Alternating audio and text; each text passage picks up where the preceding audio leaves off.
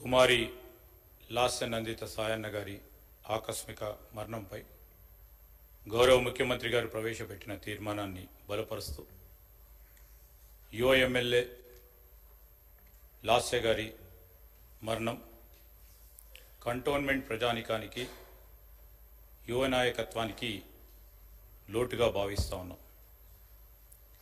సాయన్న గారి ముగ్గురు కూతుర్లో చిన్నవారైన లాస్య గారు మొదటగా 2015లో పికెట్ నుంచి వార్డ్ మెంబర్గా పోటీ చేయటం, 2016లో కవాడిగూడ కార్పొరేటర్గా పోటీ చేసి వారి ప్రజా జీవనాన్ని మొదలుపెట్టడం, తదనంతరం అనారోగ్యంతో బాధపడతా ఉన్న సాయన్న గారికి వారి కుటుంబ సభ్యుల ద్వారా కంటోన్మెంట్ ప్రజలకు సేవలు అందించాలని భావించి మరి చాలా చురుకుగా ఆ ప్రాంత ప్రజలకు సేవలు అందించిన వ్యక్తిగా పేరుగాంచారు. ఈరోజు కంటోన్మెంట్ ప్రజలకు సేవలు అందించాలని ఆలోచనలో భాగంగా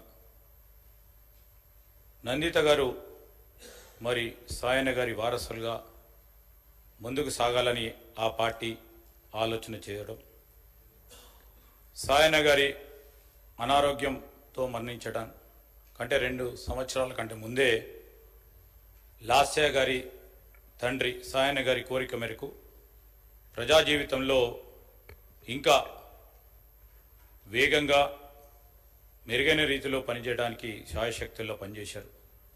స్థానికంగా గొప్ప గుర్తింపు కూడా సాధించడం జరిగింది. అనారోగ్యంతో సాయన్న గారు మృతి చెందగా ఆయన వారసులుగా లాస్య గారు కుటుంబ పరంగా మరి వారందరూ ఆలోచన చేసి కంటోన్మెంట్ ఎమ్మెల్యేగా పోటీ చేసి చిరుప్రాయంలోనే పెద్ద మెజారిటీతో గెలుపొందారు.